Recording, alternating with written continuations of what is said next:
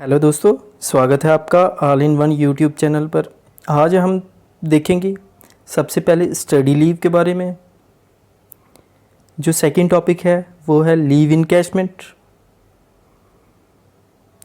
और जो third topic है डाइज नॉन। फिर लास्ट में देखेंगे previous years question. So a lot to know, a lot to discuss. तो स्टार्ट करते हैं आज जो किसके बारे में। सबसे पहले स्टडी लीव के बारे में। स्टडी लीव ये आती है अंडर रूल 61। अब इसमें क्या क्या एलिजिबिलिटी होती है, क्या क्या एलिजिबिलिटी चाहिए एक गवर्नमेंट सर्वेंट को स्टडी लीव पे जाने के लिए। उसको मिनिमम जो सबसे पहले रिक्वायरमेंट क्या होती है कि मिनिमम उसको 5 साल इन सर्विस होने चाहिए कंप्लीट। और सेकंड नंबर पे क्या होना चाहिए कि जब गवर्नमेंट सर्वेंट एक स्टडी कंप्लीट करके आए तो उसके बाद उसको रिटायरमेंट को कितना टाइम चाहिए, मिनिमम 3 साल। मतलब जब वो स्टडी पे जाएगा, जो अगर जाना चाहता है तो उसकी सबसे पहले रिक्वायरमेंट होती है कि उसको 5 साल इन सर्विस कंप्लीट हों।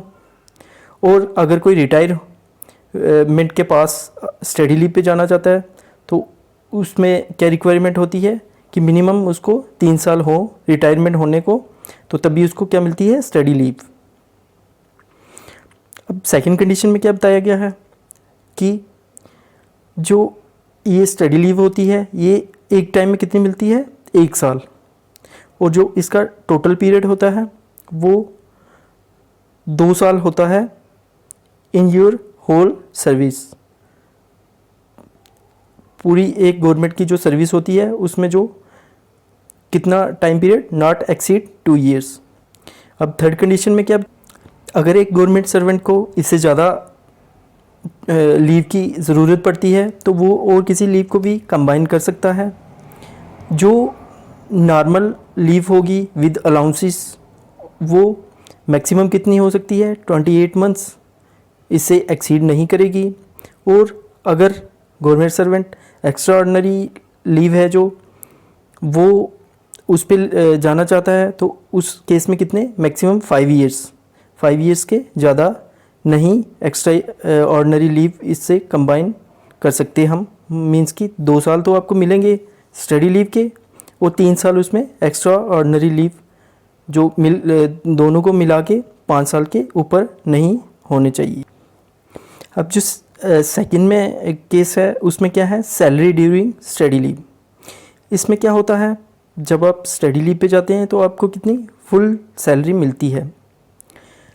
बट अगर आपको स्टडी के रिलेटेड कोई स्कॉलरशिप मिली है तो वो उस केस में क्या होता है, जो गवर्नमेंट सर्वेंट की सैलरी है उससे वो डिडक्ट कर लिए जाते हैं। उतने पैसे डिडक्ट किए जाते हैं जितने उसको स्कॉलरशिप मिली होगी। अब इसमें एलिजिबल कौन कौन हो, इसमें एलिजिबल होते हैं permanent servant as well as temporary servant. Government servant जो होते हैं वो जा सकते हैं स्टडी लीव के इन इंडिया और आउटसाइड इंडिया। जो स्टडी वो करने जाएंगे वो किसके रिलेटेड होनी चाहिए, वो सब्जेक्ट उसके फील्ड के रिलेटेड होना चाहिए। उनकी ड्यूटी जिसमें होगी वो उसके रिलेटेड होना चाहिए, तो वो स्टडी लीव पे जा सकते हैं। अब देखते हैं इसकी सैंक्शनड अथॉरिटी कौन कौन होती है। अगर आप इंडिया में स्टडी करना चाहते हैं तो इस पे क्या होता है, जनरल एडमिनिस्ट्रेटिव डिपार्टमेंट जो ट्रेनिंग, वो रिकमेंडेशंस किससे, एडमिनिस्ट्रेटिव डिपार्टमेंट। और इस पे क्या कंसेंट किसकी होनी चाहिए, फाइनेंस डिपार्टमेंट की। मतलब कि जो सैंक्शनिंग अथॉरिटी होगी वो जनरल एडमिनिस्ट्रेटिव डिपार्टमेंट होगा और रिकमेंडेशन किसकी होगी, एडमिनिस्ट्रेटिव डिपार्टमेंट की। और इसमें जो कंसेंट होगी सैंक्शन की वो किसे, फाइनेंस डिपार्टमेंट से कंसेंट लेके तो वो क्या स्टडी लीव पे जा सकते हैं। एंड अगर कोई आउटसाइड इंडिया जाना चाहता है उस केस में क्या होगा, department of economics affairs, ministry of finance और वो गवर्नमेंट इंडिया वो एग्री करनी चाहिए उसकी क्या रिलीज़ करने के लिए जो foreign exchange involved in the study leave. ठीक है, अगर कोई आउटसाइड जाना चाहता है तो जो इकोनॉमिक अफेयर्स मिनिस्ट्री होगी जो फाइनेंस के अंडर होती है, वो क्या उसको वो एग्री करेगी तो तभी उसको परमिशन दी जाएगी। ठीक है, इसके बाद देखते हैं क्या कंडीशन है।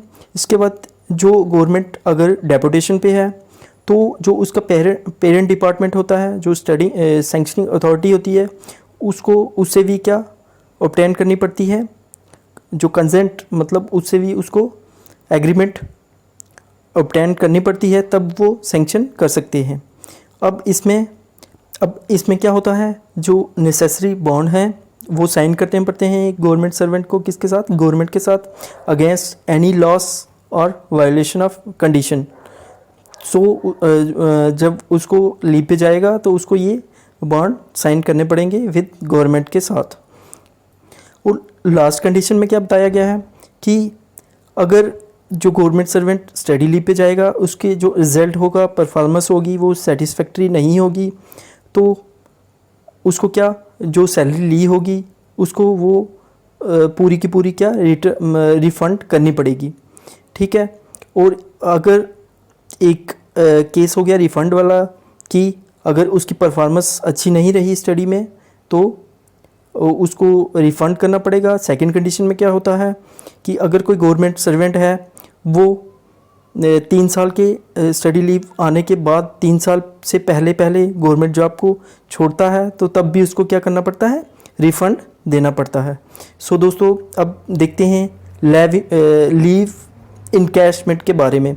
सो दोस्तों ये कौन से रूल के अंडर आता है, 37 रूल के अंडर। अब इसमें क्या होता है, इस केस में क्या होता है कि जब एक गवर्नमेंट सर्वेंट होता है जो रिटायर्ड होता है, उसने जो लीव अर्न की होती है वो उसको सैलरी के रूप में दिए जाते हैं eight the time of retirement. But जो इसकी मैक्सिमम डेज़ होते हैं वो कितने होते हैं, 300 डेज़। अगर इसके ऊपर किसी ने अर्न किए हैं तो वो क्या हो जाएंगे, लैप्स हो जाएंगे। सो वो इसको कितने मिलते हैं वो नेक्स्ट कंडीशन में बताया गया है। वो एक गवर्नमेंट सर्वेंट को कितने मिलते हैं अर्न सैलरी के, वो कैलकुलेट किस हिसाब से होते हैं कि जो उसकी बेसिक सैलरी होगी at the time of retirement plus only, इन दोनों को मिला के जो भी उसकी सैलरी बनेगी तो उतने उसको प्रोपोर्शनैलिटी, जितने उसने 300 में से दिन उसके होंगे अर्न लीव के, उतने उसको दिए जाएंगे।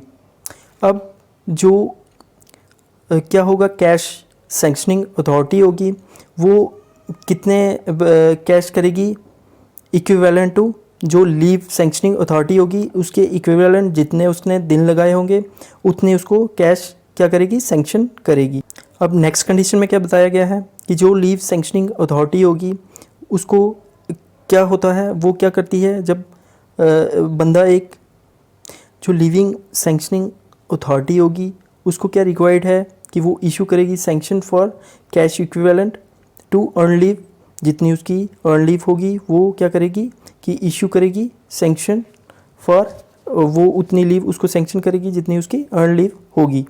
अब नेक्स्ट कंडीशन में क्या बताया गया है कि अब इसके लिए जो गवर्नमेंट सर्वेंट होता है उसको कोई अलग से फॉर्म फिल करने की, जो एप्लीकेशन फॉर्म होता है जो उसको फिल करने की अलग से इस जो गवर्नमेंट सर्वेंट ने अर्न की होती है लीव, उसको कोई ज़रूरत नहीं कि कोई जो एक्स्ट्रा फॉर्म जो एप्लीकेशन फॉर्म इसके साथ भरे, इसके लिए भरे।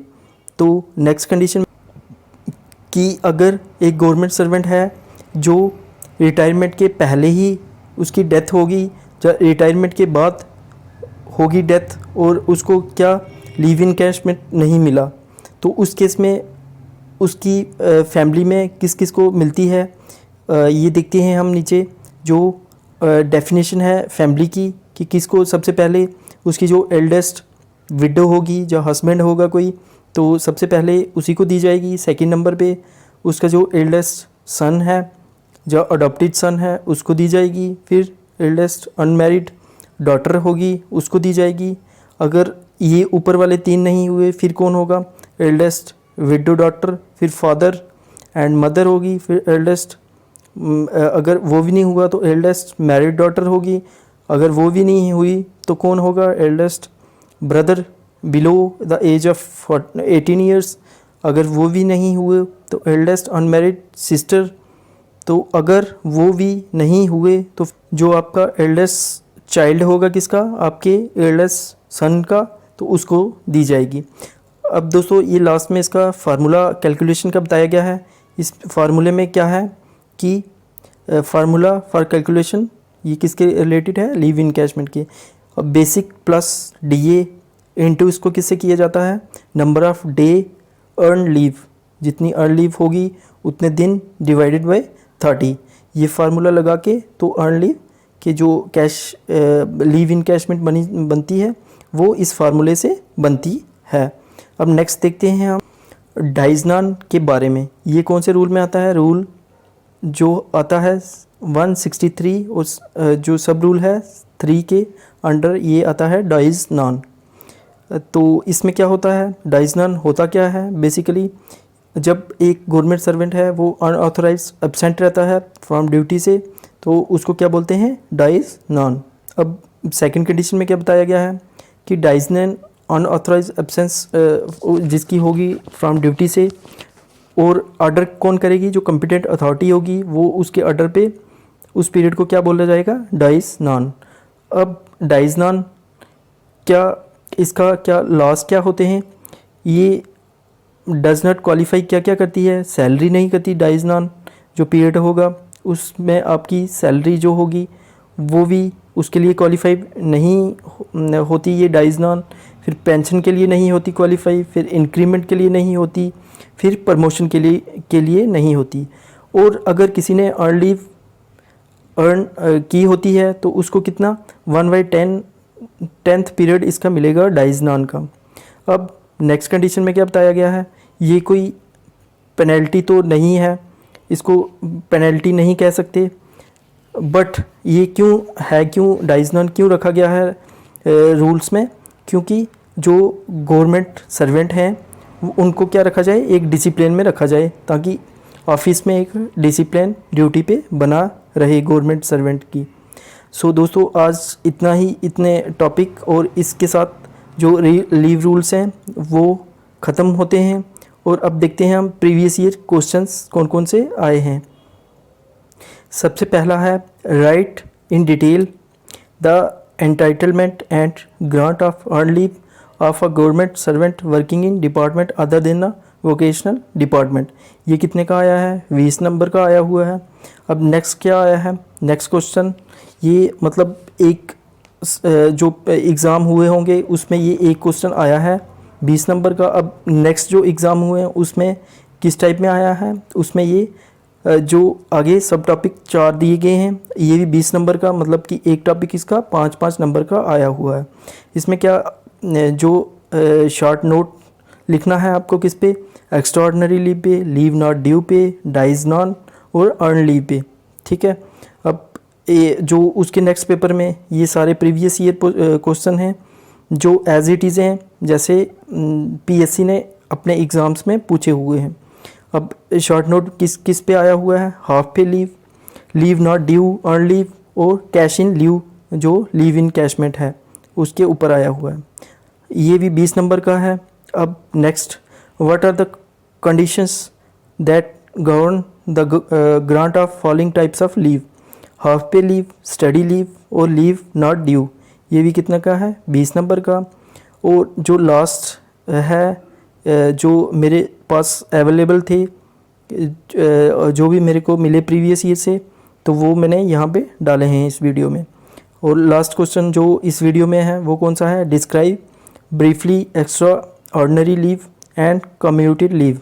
ये कितने का है, 20 नंबर का। सो दोस्तों आज की वीडियो यहीं पे ख़त्म करते हैं, और आपसे एक रिक्वेस्ट है कि चैनल को सब्सक्राइब करें, लाइक करें वीडियो को और शेयर करें। Thank you for watching all in one YouTube.